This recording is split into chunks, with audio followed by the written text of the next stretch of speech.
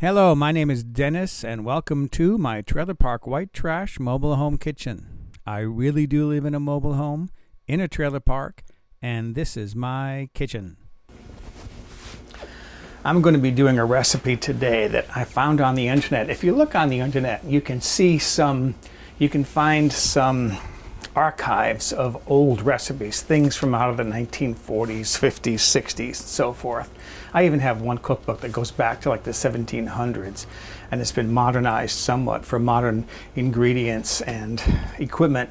But what I'm going to be doing today is a recipe, because we have Thanksgiving and Halloween coming up soon. This is a recipe for pumpkin cookies, which sounds pretty good. So let's get into the ingredients I'm going to use. I have 1/2 cup, 113 grams of clarified butter. On my website in the recipe archive, there is a procedure for clarifying butter. The original recipe from the 1950s called for using shortening. Well, today we know shortening is hydrogenated vegetable oil. That's trans fat. This is saturated fat. Is one better for you than the other? That's still debatable. If you're going to go for one or the other, go for the butter. It's got better flavor. Then I have 1.5 cups packed, which is 300 grams of brown sugar. The original recipe called for white sugar. I decided to go with brown sugar because I thought it would give me better flavor. Then I have 1 large egg, 1 1/3 cups, 350 grams of mashed pumpkin. The pumpkins aren't in the store yet, so this is pumpkin pie filling. If you want to use fresh pumpkin, buy the small pie pumpkin and cook it and mash it for your cookies. Then I have 2 1/4 cups, 11 ounces, 312 grams of sifted all-purpose flour, 4 teaspoons baking powder, 1/4 teaspoon ground nutmeg, 1/4 teaspoon ground cloves, 1/2 teaspoon ground ginger, 1/2 teaspoon cinnamon, and then finally 1 cup, which is about 5 ounces, 142 grams of dried cranberries. The original called for chopped nuts or raisins. I don't care for raisins, so I went with dried cranberries. So those are the ingredients that I'm using. My first step here is to cream together the butter and the sugar.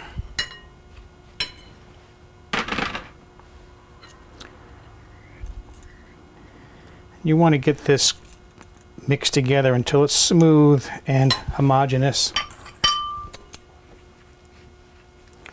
Only takes a minute or two.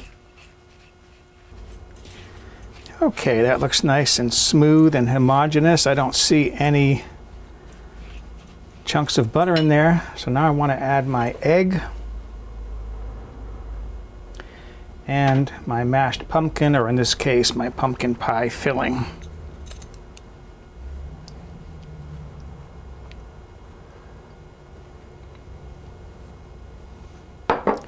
And then blend this together until smooth.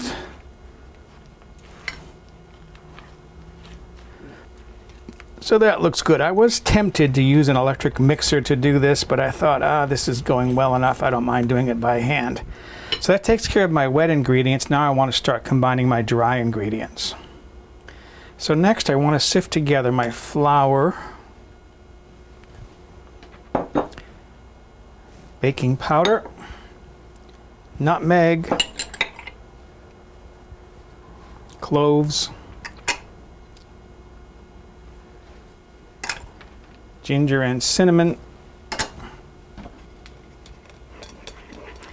and sifting this together into a large bowl.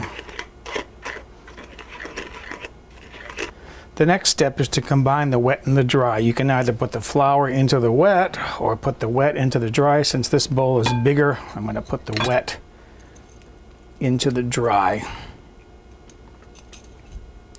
And you could do all of this in a stand mixer if you want. Only reason why I'm not doing it is because it makes so much noise. I don't mind working with a spoon. And then you want to combine all of this until it's blended together and again homogeneous and smooth. Okay, that looks homogeneous and smooth. This is the point at which you want to start checking your consistency. This to me is too wet of a batter for making cookies. The problem is you don't know how they measured their flour. When they said sifted flour, did they sift their flour into a bowl and then measure it by scooping it out, or did they sift it into a measuring cup to measure it? So I'm going to start adding more flour. I'm going to put a 1/4 cup of scooped flour in there. I'll adjust the final ingredients when I put them on the website and when I edit the video.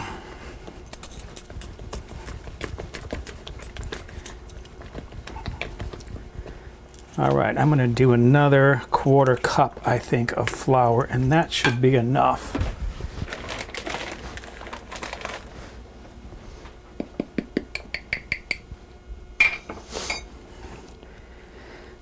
I mean, you know the consistency of cookie dough. It should hold a shape without being real thick and hard. But when it's that wet, it's more like a cake batter than a cookie dough. What do you think? Another 1/4 cup of flour?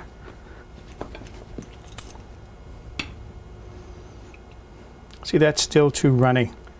I say another 1/4 cup of flour. It's not unusual to be adjusting ingredients. I don't even know whether that recipe was ever tested. Sometimes people just write things up and think, oh, this is a good idea. Okay, that I like. That's thick enough.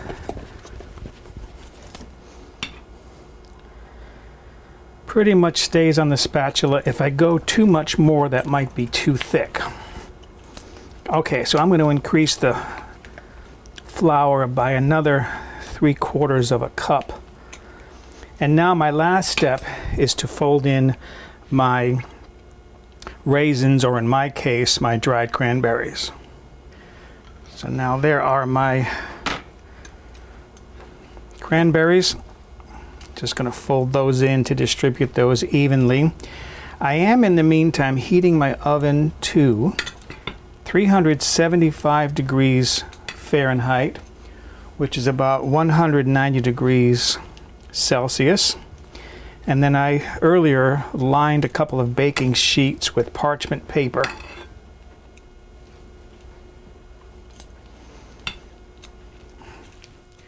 Okay, I am happy with that. That looks pretty good. So my oven has come up to temperature in the meantime. And then to put this on a baking sheet, you can use a small ice cream scoop or a tablespoon. You're just going to put dollops on the sheet.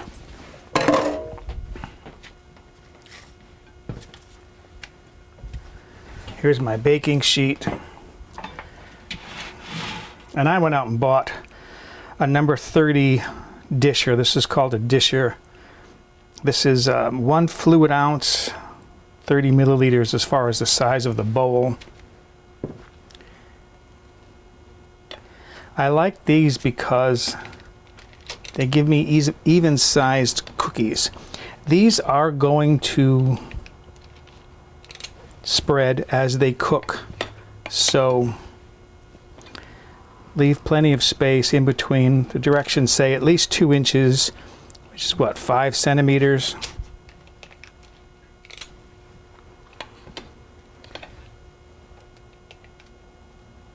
So there is my cookie dough ready to go into the oven. These need to bake at, again, 375 degrees Fahrenheit or 190 degrees roughly Celsius. These bake for about 15 minutes or until they're golden brown. So here is my first batch of cookies out of the oven. I actually went 25 minutes on these to see them just start to brown. Let me see what they look like underneath. Just lightly browning.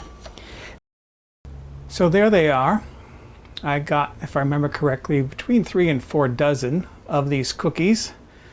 So my last, I should say my penultimate step is to see how good they taste. And then I'm going to bring these into the office where I used to work and give them to the ladies. Okay. Made a cup of coffee for myself. I love coffee. And here's one of my cookies.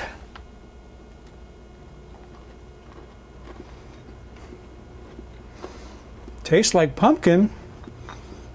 A little bit crisp on the outside, chewy on the inside. Oh, these are really, really good. All right, that's it. Excuse me, I'm going to sit down with my cookie and my cup of coffee, have my little afternoon snack.